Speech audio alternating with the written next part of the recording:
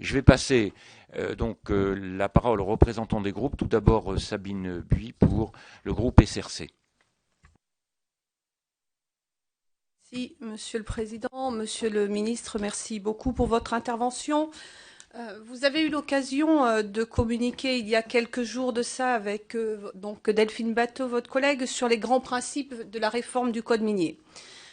Les objectifs qui sont annoncés sont ambitieux et nous nous en félicitons bien évidemment.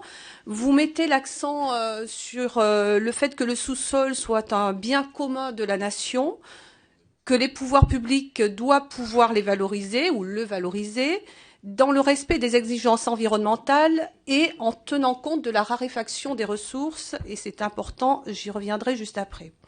Vous mettez l'accent également sur le fait d'assurer la mise en œuvre effective de la participation du public définie à l'article 7 de la Charte de l'environnement.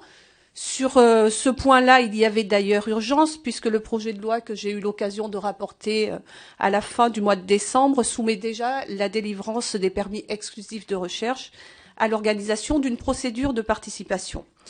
Et puis, vous mettez l'accent sur la sécurité, à la fois la sécurité des travailleurs, mais également la sécurité publique, ou encore celle qui concerne la protection de l'environnement.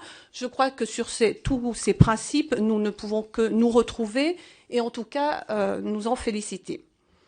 Par contre, la politique minière que vous abordez, que vous nous présentez, concerne, nous en sommes tous bien conscients, des matières premières qui présentent un intérêt stratégique pour la nation, pour les arguments que vous avez développés en termes économiques, mais également de l'emploi. Alors, je dois vous avouer que vous avez commencé vos propos en disant qu'à votre avis, on était dans une situation antinomique lorsqu'il s'agit de vouloir défendre à un moment l'emploi et dans le même temps protéger l'environnement. Je ne considère pas cette situation comme antinomique et je pense que les deux sont possibles, voire même qu'il y a toute une filière, et notamment en matière d'industrie, qu'il y a beaucoup de choses à construire en la matière. Ceci étant, cette nécessité, cet intérêt stratégique pour l'emploi, pour la nation, pour l'économie, nous impose la nécessité d'élaborer donc une politique sur le long terme qui ne peut pas ignorer pour autant que les substances sont à la fois en nombre limité, mais également difficiles d'accès.